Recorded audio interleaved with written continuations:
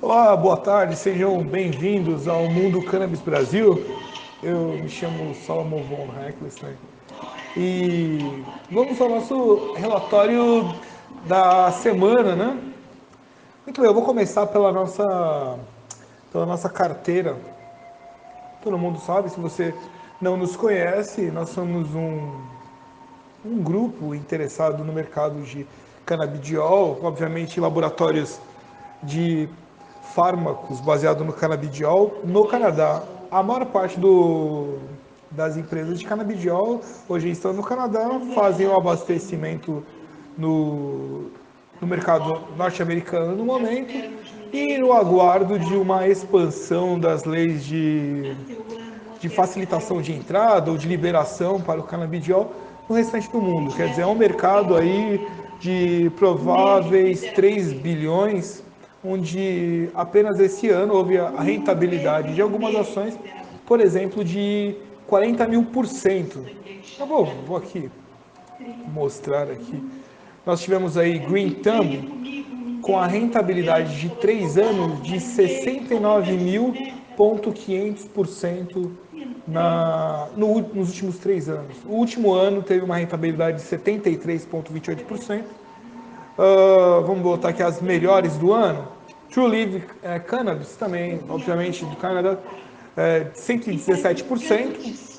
Sol Global 76%, Green Thumb, que está na nossa carteira, a 73,28%, Curaleaf 43,55%.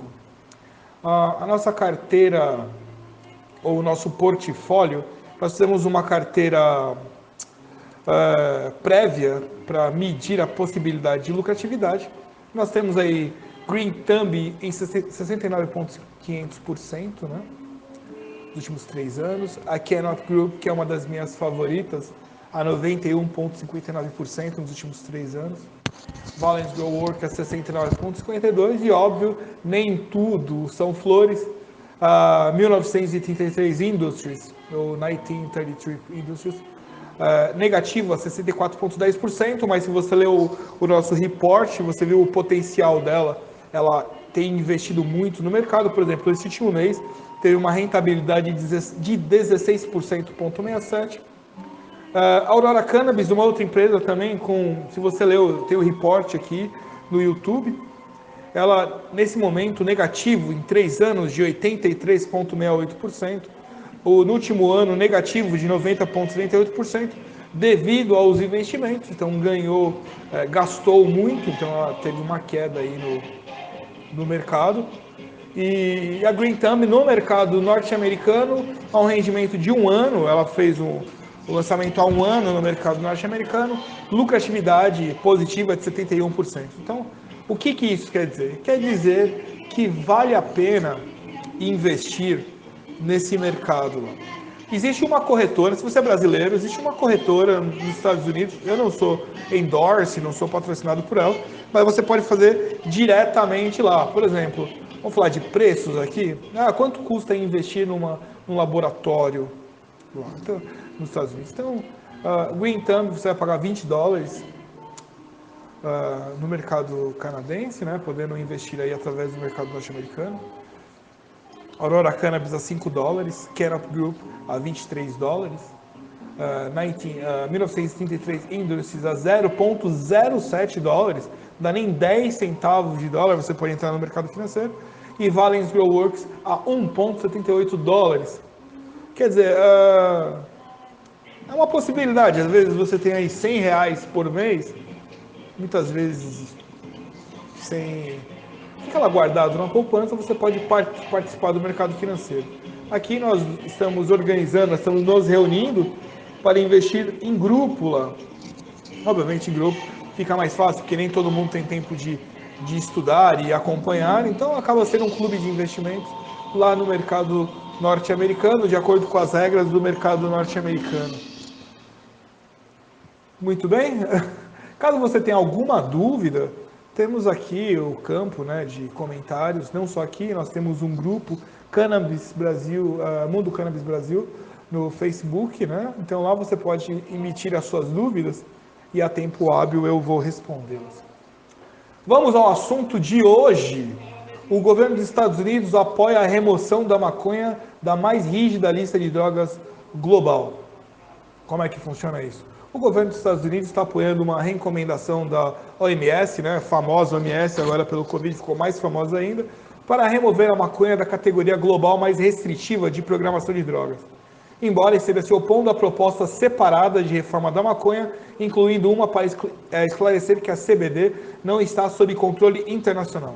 Vamos explicar isso aí. Em uma reunião da Comissão de Entorpecentes, CND, da Organização das Nações Unidas, em Viena, na quinta-feira, agora, a última quinta-feira, dia 15, o advogado assessor do Departamento de Estado dos Estados Unidos disse que a proposta do canabidiol ameaça introduzir ambiguidades legais e contradições que minariam o controle fiscais de drogas, fecha aspas. Embora a recomendação simplesmente oferecesse esclarecimento de que o CBD, contendo não mais que 0,2% de THC, não é uma substância controlada segundo os tratados internacionais, os Estados Unidos se opuseram a essa e a várias outras propostas relacionadas a cannabis. Bem, também deve ser observado que nenhuma das recomendações da OMS promoveria a legalização da cannabis em qualquer país. Okay? Adicionar, então, a gente coloca sempre um rodapé ao Tratado da Convenção Única de 1961 para fazer essa estipulação de política e adotar outras recomendações técnicas, que poderiam, inadvertidamente, permitir um acesso mais amplo aos extratos de THC, o que, sem dúvida, levaria a um maior abuso de cannabis. Mas o Prug parecia se contradizer no início de seu depoimento, enquanto explicava por que os Estados Unidos estão apoiando uma medida separada para remover a maconha da categoria de tabela 4 do Tratado Global, mantendo a sua classificação de tabela 1. Então vamos lá, o anexo 4 do Tratado Internacional de 61 é a categoria mais estritamente controlada, ao passo que, segundo a Lei Federal dos Estados Unidos, a cannabis se enquadra no anexo 1, a classificação mais restritiva do país. Aqui a gente vai tratar de lei técnica, então deixa a sua parte paixão, amor, discussão, e vamos tratar técnica. Nada vai acontecer se não tratar-se da lei. O status ou estigma de estar no anexo 4 não impediu a escalada dramática do uso de cannabis, é o que ela reconhece, a Prug. E é improvável que a remoção leve a qualquer aumento. Pelo contrário, para aqueles que são céticos quanto aos avisos de qualquer abuso de cannabis pode ser prejudicial, e aqui sabemos que os jovens estão particularmente em risco, que é manter a cannabis e a resina de cannabis no anexo 4, apesar das evidências científicas, indicará que a comissão ela é surda do toque, né? É o que ela coloca aqui. Eles vão perguntar por quê? Por que precisamos de uma comissão de entorpecentes? Por que precisamos de um processo de agendamento se tudo o que eles fazem é tornar os medicamentos ainda menos acessíveis para quem está com dor e sofrimento? É o que ela fala. Acrescentando que a aprovação da Food and Drug Administration, que é a FDA, Food and Drug Administration, do medicamento derivado de CBD, Epidiolex e outros canabinoides sintéticos demonstra a recém-descoberta da utilidade terapêutica da maconha, que garante a remoção da cannabis do anexo 4. A discussão é tecnicamente anexo 4. Este é um aparente afastamento da posição dos Estados Unidos, conforme articulado em um documento do governo. O documento afirmava que é possível que a sociedade civil, a mídia e o público em geral veja a exclusão da maconha do anexo 4 como um primeiro passo para a legalização generalizada do uso da maconha, especialmente sem mensagens adequadas. Mas, embora o país pareça ter reavaliado sua posição nesse sentido, o embaixador manteve que a recomendação sobre o esclarecimento da programação da CBD está fora do escopo do processo de programação. Vamos lá. Michael Kravitz, que é um veterano da Força Aérea dos Estados Unidos, defensor da legalização, que passou anos trabalhando para reformar os tratados internacionais de drogas, disse: a recomendação da CBD tem sido uma fonte surpreendente de muita controvérsia. E embora alguns membros possam ter levantado questões razoáveis sobre a linguagem da proposta, ele diz que outros fizeram reclamações irreais relacionadas às questões como a capacidade de teste e a distribuição de drogas ilícitas por meio do CBD. Embora nada nas recomendações de programação da OMS facilite a legalização da cannabis, Kravitz diz que esses argumentos e outros de vários países que se opõem às propostas baseadas em uma ideologia antiquadra e antidrogas está jogando na mão dos defensores da reforma, para que eles decidam. Se eles se opuserem a isso, se bloquearem, é certo que haverá uma reação negativa. É certo que criará um ímpeto de reforma 10 vezes maior do que teria sido. Portanto, ou vencemos por eles nos permitirem ter recomendações da OMS e permitir um acesso mais simplificado e mais normalizado a cannabis como medicamento, ou eles quebram o sistema para nós. Ainda se diz que na Rússia e Nigéria, que estavam entre os membros que se opuseram mais fortemente às modestas propostas de agendamento e ao uso de pontos de discussões que refletem a política de drogas dos Estados Unidos na década de 80. Bom, o que o ex-militar diz que os Estados Unidos acabam ficando presos nessa opinião. Por um lado, eles têm muita pressão desses proibicionistas para seguir a linha, mas por outro lado, há a verdade e as evidências e a lei dos Estados Unidos e ao surgimento do que está acontecendo dentro do próprio Estados Unidos. O que cria um ponto de equilíbrio do que eles estão tentando representar. Embora a votação das recomendações da OMS tenha sido adiada várias vezes, o plano é finalmente decidir sobre as recomendações agora em dezembro. A delegada norte-americana, por sua vez, deixou claro que o órgão precisa agir. Ela coloca, entre aspas, aproxima-se o momento em que teremos de dar o nosso voto. Não podemos demorar mais e devemos buscar agilizar nosso processo.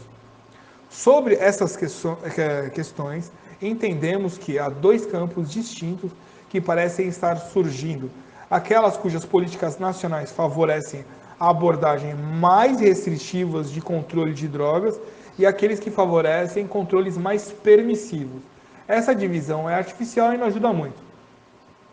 Se a recomendação sobre a CBD for adotada, ela poderia ter implicações de longo alcance nos Estados Unidos. Vamos lá, em 2018 o FDA determinou que o CBD não atende aos controles e aos critérios de controle federal, exceto pelo fato de que os tratados internacionais dos quais os Estados Unidos são parte poderiam potencialmente ser interpretados como exigindo isso, né?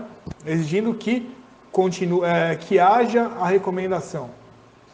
A FDA, por sua vez, solicitou em várias ocasiões a opinião pública para moldar a posição do governo sobre a programação internacional da maconha e dos canabinoides. A agência inicialmente solicitou um feedback em 2019. Em seguida, reabriu o período de comentários 5 meses depois. Essa história toda foi atualizada para corrigir o nome do delegado dos Estados Unidos que falou na reunião do CND. O que acontece aqui, se você voltar lá atrás, 1930, com a lei seca, vou dar esse exemplo, que é um exemplo muito clássico e aonde ali abre todo o precedente para a abertura de fármacos nos Estados Unidos, foi levantado que o gin, a bebida gin, ele tinha efeito fármaco, ele serviria como um remédio. E a partir do gin, quebrou-se a lei seca e começou-se novamente o consumo das bebidas que na época tinha uma lei proibitiva. O CBD, ele segue a mesma linha. Vai se abrir o mercado de cannabis nos Estados Unidos todos, já temos vários estados, mas abrirá através da farmacologia, obviamente usado como remédio. Logo após será liberado para o uso recreativo. Aonde isso nos favorece? Nos favorece porque investindo em laboratórios de canabidiol, aumentando o consumo ou tendo a liberalidade dos remédios e logo em seguida do uso recreativo, haverá maior produção no Canadá e essas empresas lucrarão mais. Os acionistas, por sua vez, lucrarão juntos. Então, a discussão está aí. Para nós, essa discussão ela é focada no mercado financeiro. Então, somos investidores em laboratórios de lá, que estão ali pressurizados, né? Ainda mais agora com a Covid-19, muito pressurizados. Você vê o valor das ações estão subdimensionados, subprecificados. Havendo a liberação, acabando a pandemia, né, o lockdown, esses valores vão tecnicamente explodir para cima, vão ter um up muito alto. E quem estiver posicionado, obviamente, terá uma lucratividade maior. Esse é o nosso foco. A produção de fármacos para, obviamente, o bem-estar da população que necessita dessa farmacologia e o mercado financeiro. Então, uma coisa vai acabar agregando a outra e gerando lucratividade para os que investiram. Por que é importante investir? Sem investimento, a indústria ela não progride, não consegue ter capital para pagar as pesquisas, comprar maquinários, fazer os hangares onde são plantadas as ervas para daí sair os fármacos. Muito bem, esse foi o nosso report de hoje, 17 de outubro de 2020. Eu agradeço a sua paciência. Deixe as suas anotações, as suas dúvidas também no nosso grupo, ou ainda entre em contato conosco através lá do Mundo Cannabis Brasil. Eu agradeço a sua paciência e nos vemos na semana que vem.